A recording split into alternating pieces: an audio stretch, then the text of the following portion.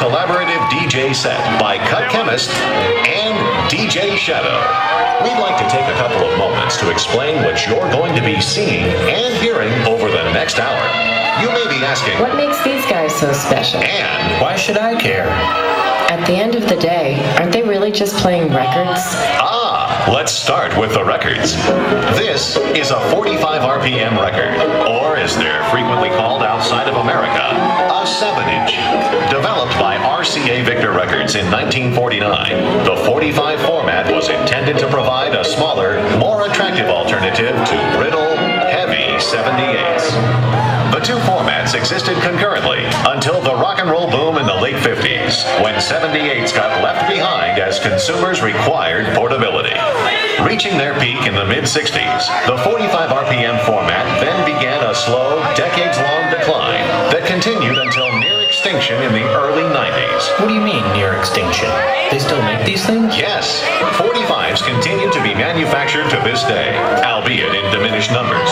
To many listeners, vinyl provides a tangible respite from the impersonal download model that has, in the eyes of some, removed an important physical component from the musical experience.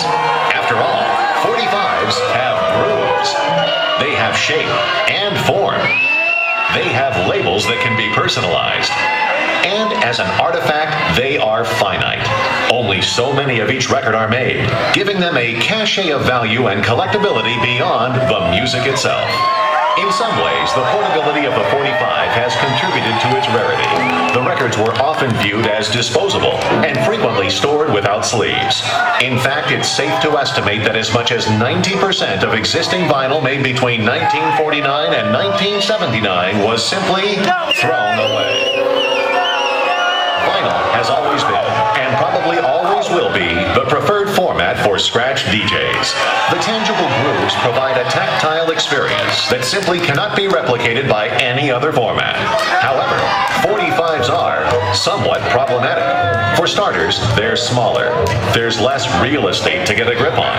And those big holes can really wreak havoc when you're cutting it up. Also, the disc is spinning at 45 revolutions per minute, as opposed to the standard 33 and a third. So DJs have to move quicker to access desired points on the record. Okay, so let me make sure I understand so far. They're playing all 45s. Right. And nothing else? No computers? No keyboards? Correct. All audio is being delivered via vinyl on 8 turntables into 4 mixers. Sometimes the audio is then being sent into either an effects box for echo effects, or into one of 2 guitar pedals, enabling us to loop the sound, loop the sound, loop the sound. Looping can also be done using precisely placed stickers on the record.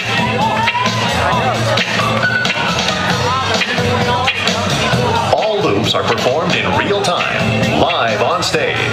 Essentially, when the show begins, it's a clean slate. But I heard they were just pressing up new 45s of stuff that didn't originally exist in the format. Isn't that cheating? Yes, that would be. That's why, as with the 2 previous sets, all 45s being played are original, vintage pressings. Okay, well how do I know who's playing what? I can barely see them. Don't worry, we have cameras. Thank you for listening. We hope this explanation has helped your understanding and appreciation of DJ